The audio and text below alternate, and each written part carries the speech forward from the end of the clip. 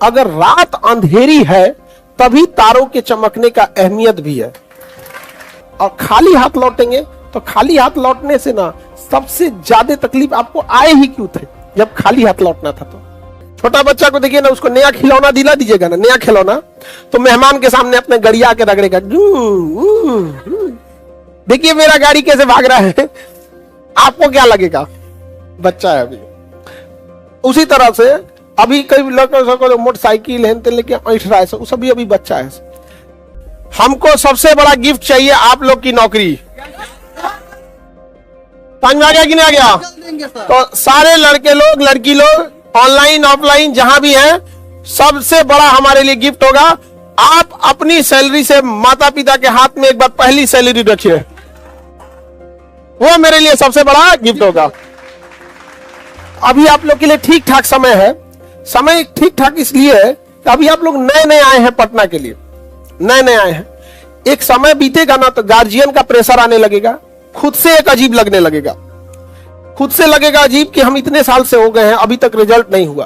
तो खराब समय में ही अच्छे समय में अपने खराब समय की तैयारी कर लीजिएगा। और जो गलती पूरे बिहार वाले कर रहे हैं वो नहीं करेंगे। हम बिहार वालों को पीछे केवल हम लोग अपने आप को पीछे करके रखे हैं। लोग यहाँ रीजन समझते क्या? हम लोग क्या करते हैं ना कि जब हम लोग का अच्छा समय आ रहा होता है तो हम सबसे घमंड में हो जाते हैं, ऐठ में हो जाता है, अरे हमरा कौन करेगा रे, तुम देख लेंगे, धुआं धुआं कर देंगे, ये कर देंगे। गलती से नहीं। इंसान घमंड अपने अच्छे समय में दिखाता है और उसका खामियाजा उसको अपने बुरे समय में भुगतना पड़ता है। हम लोग देखिएगा आज अपने गांव मोहल्ला में देखिएगा, शहर में, रिश्तेदार में देखिए, एक दूसरे से जलन जरतुआ ही रख रहा है। जानते हैं क्यों? क्योंकि उसका ठीक समय चल रहा है। आप अपने ठीक समय में आप किसी को नीचा दिखाइएगा, जिस दिन समय खराब रहेगा उस दिन तो वो आपका साथ नहीं देगा बल्कि और फायदा उठा के कचर देगा। और ये चीजें इतनी बड़ी पैमाने पे हो रही है जिस वजह से कोई किसी के साथ नहीं दे रहा है। इसलिए कभी किसी का मजाक नहीं उड़ाइएगा यहाँ पर। और आप सबके जीवन में कुछ ना कुछ तकलीफ है तो इससे घबराना क्या है? अगर रात अंधेरी है तभी तारों के चमकने का अहमियत भी है कि नहीं?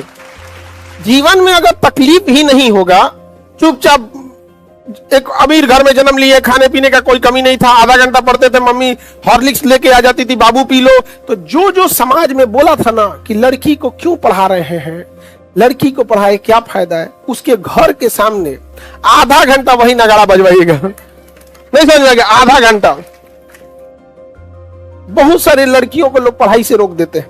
अच्छी अच्छी लड़कियां जो पढ़ने में बहुत अच्छी हैं उनको भी गार्जियन रोक देते हैं। उनकी थिंकिंग पता नहीं क्या हो जाती है जिसका। अच्छा, कई आदमी हम लोग से कहते हैं कि लड़की से नौकरी नहीं कराना है। मत कराओ यार, पढ़ा देना, डॉक्टर बना दो, नहीं करना है, नहीं करेगी। नहीं समझाएगा?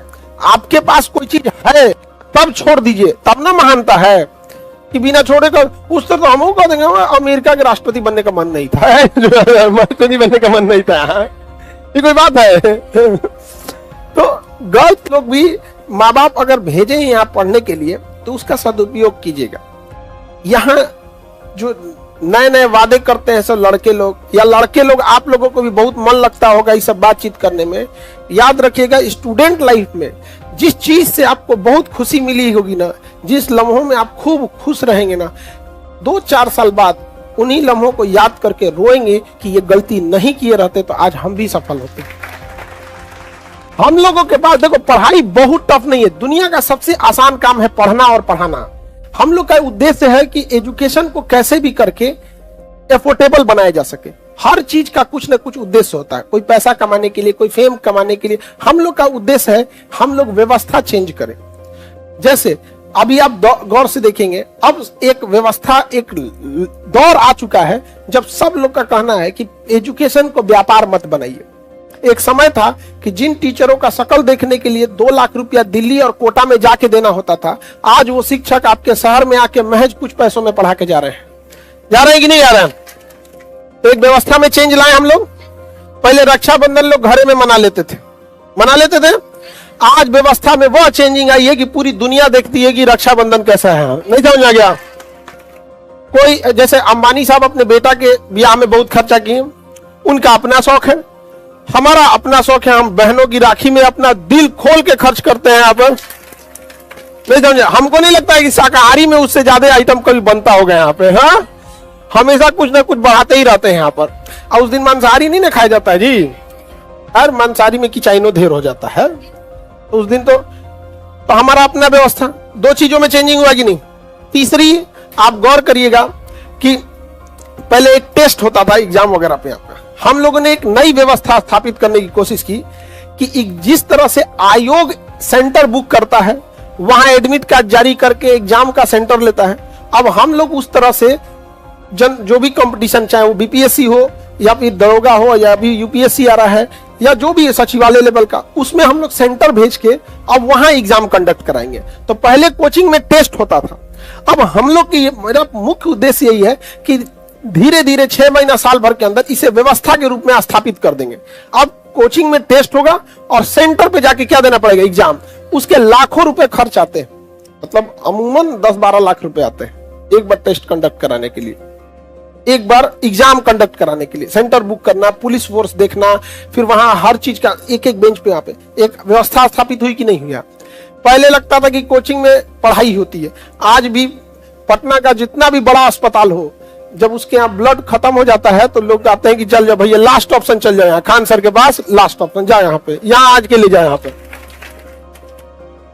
होता है, उसके 1-8% होते होंगे जो मिसयूज के लिए भी आ जाते होंगे। हालांकि अनुभव हमें सिखा दिया है कि अब कोई आता है तो हम कहते हैं कि भैया देखो, हमको एक पूरा डॉक्टर का प्रिस्क्रिप्शन से अब हम लोग को भी पता चल जाता है कि हाँ भैया इनको सच में जरूरत है कि नहीं है।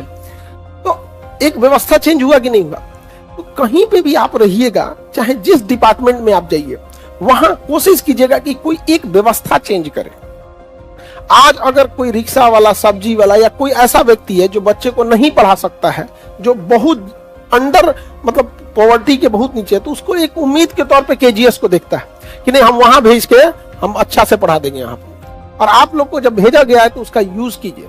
मिसयूज करेंगे और खाली हाथ लौटेंगे तो खाली हाथ लौटने से ना सबसे ज्यादा तकलीफ आपको आए ही क्यों थे जब खाली हाथ लौटना था। तो क्योंकि जब आप एक अभी क्या है कि आप पढ़ाई लिखाई कर लिए और पढ़ाई लिखाई करने के बाद आपकी वो थिंकिंग ब्रॉड हो गई है कि हमारी पर्सनल लिबर्टी भी होती है, हमारे राइट्स भी हैं, हमें भी इज्जत चाहिए, समाज में बराबरी का हक चाहिए।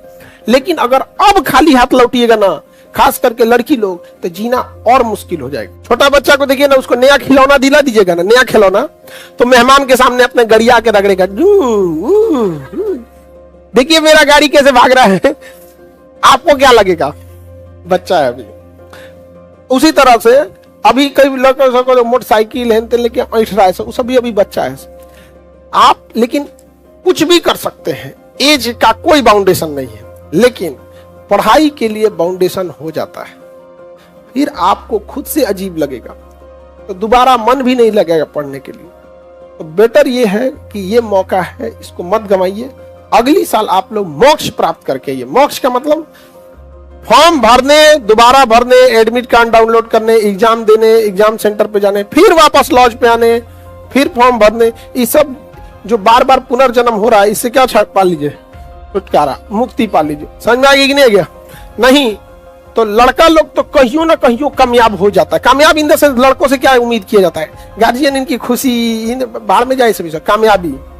ये कमाएगा नहीं ना तो इसका जीवन नरक है, इसका जीवन एकदम नरक है। यहाँ पर एक उदरिया कह रहा है यस सर, अरे बकलवा तुमको जो अभी लग रहा है यस सर नो सर ना, एक दिन रोएगा, नहीं समझ में आएगा तो यहाँ पर